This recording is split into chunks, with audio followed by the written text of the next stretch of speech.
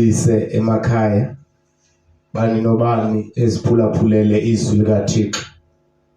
Linamandla liyaphila liyinto yonke esidingayo andisoze nibemde zoba kufitshane kakhulu inkosi inceda. Namhlanje siphethe umba okanye ndiza nomba o-ethe kakhulu. Umba othetha ngemali. Umba onzima especially kwensuku siphila kuzo. Umba onzima kakhulu umba odibanisa nemali. Sonke ke siyayazi ayikho into esithetha ngayo apha engekho esizweni likaThixo. Ayikho into le i-channel isebenza ukushare izwi likaThixo.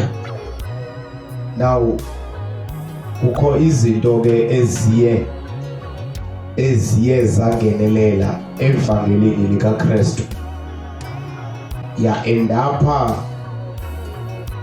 izinto ezibonakala zizizinto ezifunwayo nguThixo, nazo ziyabeza hambeka zathanda uzeka because of izinto esezisenzeka ezininzi. Sonke siyazazi sijikeleza ilizwe lonke, kodwa ndifuna nje namhlanje ngokuba ngokufitshane sithethe ngomba wemali. Uyabona nxa sithetha ngemali, imali sonke siyayazi yafunwa ezicaweni. Imali yinto apha elangazelelwa ngumuntu wonke.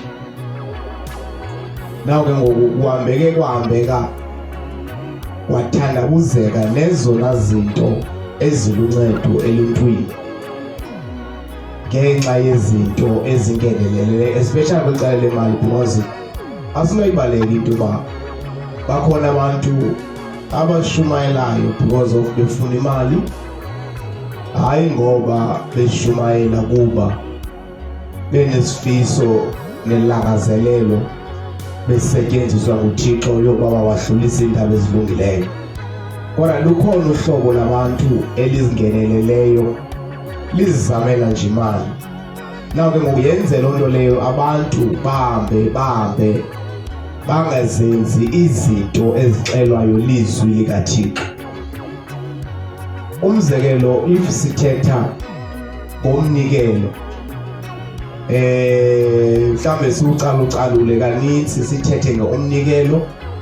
Mhlambe uzofika kwezinye inkonzo kuthiwa yi-offering, mhlambe ufike kwezinye inkonzo kuthiwa yinkongozelo, mhlambe ufike kwezinye inkonzo kuthiwe zizinqumo, kwezinye inkonzo kuthiwe zipledge, kuyapledjwa, kwezinye inkonzo kuthiwe zizishumi, kwezinye inkonzo kuthiwe zizivuno, kwezinye inkonzo kuthiwe ubizwe ngokubizwa. Now ufumanise abantu ke ngoku ngendlela nxa beyijonga lento bayijonge babonwa noma siyakhuthuzwa apha, siyakhuthuzwa sifuna nje imali. Kodwa ndifuna nje namhlanje as much as bazikhona ezo zimeko zinjalo zabantu abazifunela nje imali ngelizwi likaThixo, kodwa ndifuna sibe nomqwalasela singalishiyi ngasemva izwi likaThixo because of izinto eziye zangenelela. Now sizofunda ivesi, asizofunda amavesi, sizofunda nje ivesi elilodwa sibe sesiyahlukana, ubani nobani aqhubeleke ezihlola ezisetsha uba eneneni ndisindisiwe, ndiyakhonza, ndihamba icawe, ndiyakholwa, ndiyenza leya, but ndimephi kule vesi. Kodwa ndifuna nje ukuxelela ukhona umahluko phakathi kokunikela nokurojwa. Mkhulu umahluko apho, abantu bayakhuthuzwa kodwa kukhona ukunikela. Haleluya. Cela sifunde ke uba nawe unayo iBhayibhile yakho ekhaya. Sofunda nje ivesi eyodwa, asizofunda amavesi amaninzi. kodwa ndifuna nje sifunde beyi-1 sihlukane, uqhubeke uzimamelela okanye uqhubeke uzidlela izwi likaThixo ngendlela yonke. Iyawukunceda loo nto leyo, ngoba yonke into esiyidingayo ilapha ezwini likaThixo. Iimpendulo zonke ziyafumaneka. Ndifuna ukutsho nje bangcwele, usingayibaleki indaba yokunikela okanye yokwenza inkonzo edingekayo ebandleni likaThixo because of izinto esezibonakala zisenzeka. Abanye bayakhuthuzwa kuthiwe nikelani, kanti umonakalo uzifunela uzithengela i-Mercedes Benz. Kuthiwe nikelani, kanti umonakalo ufuna uzithengela indlu eConstantia. Kuthiwe nikelani, kanti umonakalo ufuna uhlala eSentini. Kuthiwe nikelani, kanti umonakalo ufuna uthatha abantwana ayenze leyana leya. Kodwa ndifuna bangcwele singalishinga semva izwi likaThixo nokwenza intando kaThixo because of izinto esezisenzeka. Hallelujah.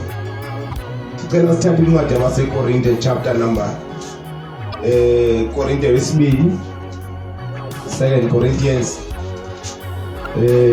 chapter number 9. Chapter number 9.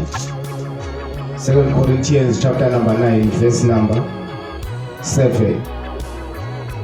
Lithi izwi lenkosi, elowo makanikele njengoko agqibe ngako enhliziyweni. Elowo makanikele njengoko agqibe ngako enhliziyweni yakhe. Liqhubeka lithi, makungabi kokuphuma kabuhlungu nangokunyanzelwa, kuba uThixo uthanda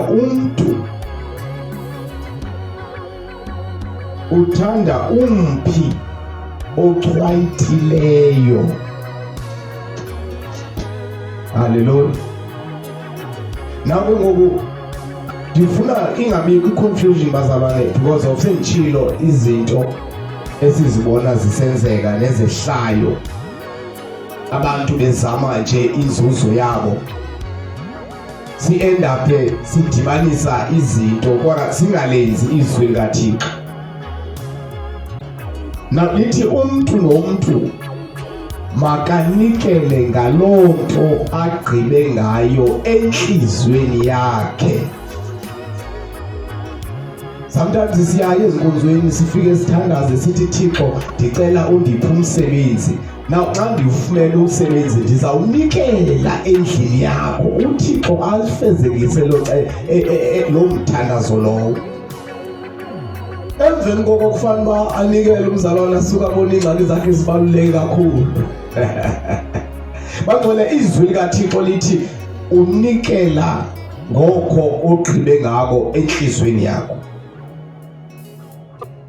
Nguwe ozaziyo, nguwe oyaziyo into oyamkelayo, nguwe ozaziyo into oyizuzayo, nguwe into oyaziyo uba uxhamla malini xa kuphela inyanga, nguwe oyaziyo yokuba ndidicayida uba mna ndizawunikela ngale nto endlini kaThixo.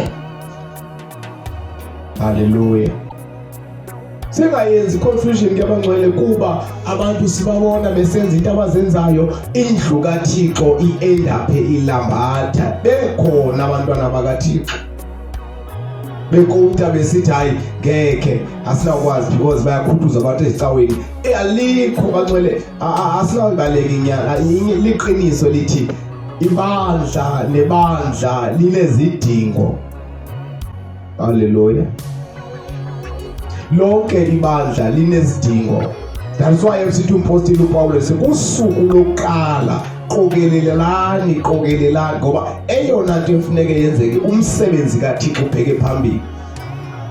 nawe uyawufumanisa kwezinye indawo bakhona abantwana bakaThixo behla benyuka beshumayela beyomisa itente bahle benyuka beshumayela everyday izwi likaThixo. Bangcwele kufuneke ube khona into ogqibe ngayo uthi le ndiyisa emsebenzini kaThixo.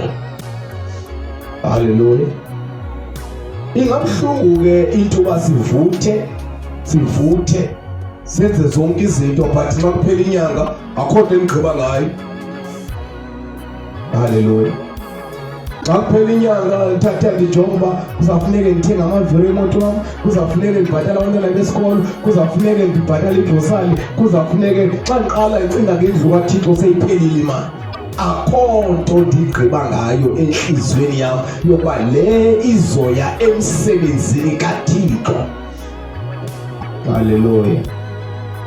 Kodwa ke yonke loo nto leyo kufuneke uyenze uchwayitile, inhliziyo yakho ivuma ngolo hlobo. Ndifuna nje ukuyifunda nakwiversion yesilungu. Mandiyifunde nakwiversion yesilungu le verse sikwazi uba siyive. 2 Corinthians chapter 9 verse number 7. Each of you should give what you have decided in your heart to give, not reluctantly or under compulsion, for God loves a cheerful giver. Hallelujah. Hallelujah. Uba umonakalo uyakalela uthi wena mntakasihlangu kuzafuneke ukhuphe i-2000 nxa kuphela inyanga. No, ayihambi ngolo hlobo. Umntwana nomntwana kaThixo uyayazi inzuzo yakhe akasikelelwe ngayo nguThixo. Uyazidicayidela yena yokuba ndizawusa endlini kaThixo entokanga ukuze umsebenzi kaThixo uqhubeleke phambili. Ndizawusa into ekanga ukusapota umsebenzi kaThixo ubheke phambili. Bangcwele umsebenzi kaThixo ungabambezeleleki because abantu abakulo umsebenzi kaThixo bajonga babona uba noma ingxaki zethu zibaluleke kakhulu kunoba singasa emsebenzini kaThixo. Kunemiphefumulo ekhalayo okufuneke kujikelezwe umhlaba wonke kuyoshunyayelwa izwi likaThixo. Lonto leyo ayinokwenzeka kungangenwanga ezipokothweni. Unike but ungaqhutshwa, ungavika buhlungu uthi uThixo. Uyamthanda umphi ophethwe. You must each decide in your heart how much to give, and don't give reluctantly. Ayinkosi yami. In response to pressure. Unganikeli ngoba uvi pressure kampostilwe usitulo, because lonto leyo ayincedi. Unikela uvumhlungu enhliziyweni wakho, kodwa unikele because ubona isidingo sokuba lento ndingayinikelela. Lo msebenzi kaThixo uqhubeka apha ndingawuxhasa. Hayi abazalwane abavimbayo bavuthi. Hallelujah.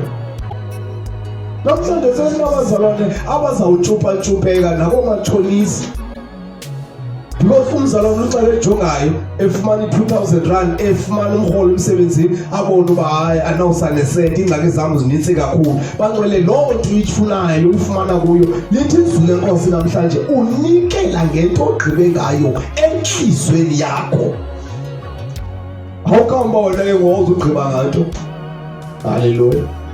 Ndiyathanda ke izwi likaThixo lithetha nomuntu wonke. Alinamsebenzi noba uyashumayela, alinamsebenzi noba ushumayeli, alinamsebenzi noba unesihlalo, alinamsebenzi noba unasihlalo. Kodwa leyo nto iyinzuzo, kunento ozawugqiba ngayo uthi iye endlini kaThixo, uThixo uyakusikelela. Hallelujah. Awakho amavesi esiwatshibayo bangcwele eBhayibhileni siwafunda wonke. Unikela ngento ogqibe ngayo enhliziyweni yakho. Hallelujah. Angizwafunda amanye amavesi but ngifuna ukusithika nje kule ivesi yodwa because ingaba inhlungu into uba sizaba nabo abazalwane uve kuthiwa nanku umzalwane eSwazini uyobhadala umnyobo because ufuna into ethile but xa kufika endlini kaThixo yazi bangcwele eyona vele ifika ibuhlungu nefika uyibona uba awunyoba abantu bengakhona bazifumana izinto ufike wena uyonyoba nawe but ungayifumani wena because ingxaki yakho uvimbe umsebenzi kaThixo wafuna uadopta isitayili selizwe wafuna urobha wafuna ukuyobhayibha into eyenziwayo but izwi kanto lithi lo muntu izuzayo babekhona abangcwele into ogqiba ngayo enhliziyweni uthi le ndizayisa emsebenzini kaThixo. Haleluya. Mhlawumbe nje ungafumanisa nabantu sebenje bekeleke kanje befuna babenje uqala kwabo bahamba benziwa ngabantu abahamba nabo bathi haleluya bashawuta haleluya but xa kufunekile basupport umsebenzi kaThixo. Haleluya. Thixo uyazibizela abantu bakhe. Thixo uyazenzela umsebenzi wakhe. Ndifuna wahluleke kwinto yonke phakathi kokukhuthuzwa nomnikela. Xa ukhuthuzwa uyikhupha uva kabuhlungu imali yakho yakhuthuzwa engokuphathi. Xa ukhuthuzwa uyikhupha uvipressure yomntu ungakhupha uzungabhadala abantwana besikolo no ayangolo hlobo kodwa lithi izwi lenkosi mabekhona into ogqiba ngayo uthi le ndiyisemsebenzini kaThixo umsebenzi kaThixo mawuqhubeke uye phambili unganamathi ndikhona. Haleluya. Abantwana bakaThixo bayahamba baye human stop bayomisa umsebenzi kaThixo ndisemsebenzini kodwa mayibe khona into endithi ndiyayithulela ebantwini bakaThixo ndisapota la msebenzi kaThixo. Hayi ngcwele masingadlulanga abantu belizwe bayasapotana indoda iphume nje endlini ingenayo nesenti ibheke ethaveni ibuyinqini imanzi. Haleluya. Kodwa ke masibasapota abantwana bakaThixo support umsebenzi kaThixo. uThixo ngelithi izwi lenkosi akawadla amadlu lithi izwi lenkosi. Haleluya. uThixo uthanda umuntu onikela echwayitile abe nejoy xa eyenzile abe nesazela esingavumi uba no ikhona into erongo endiyenzile andimnikelanga emsebenzini kaThixo. Abantwana bakaThixo bamisa umsebenzi kaThixo eJoburg ndikhona ndilapha eEastern Cape kodwa kanjani uba ndingathi khawuqhubelekise bangadliwa indlala ndicada amaqanda kodwa make ndithi nabantwana bakaThixo emsebenzini kaThixo basapporte bakwazi ukulala beselile amanzi balale bekwazi ukubeka isonke etafileni ngenxa yoba ndiqhuthwa inhliziyo yami. Umnikelo ke bangcwele uyamultiplya apho uthatha khona. Thixo akawadla amadlu lokubekeke njengo namhlanje bangcwele bani nobani kuloo ndawo akakhonza kuyo bani nobani kuloo ndawo umsebenzi kaThixo akabuwo awusupport bangcwele. Singadlulanga abantu belizwe singadlulanga abantu bengakhona kodwa nathi sithi bawo lento ndisikelele ngayo ndizawukhupha ndisikelele umsebenzi kaThixo. Haleluya.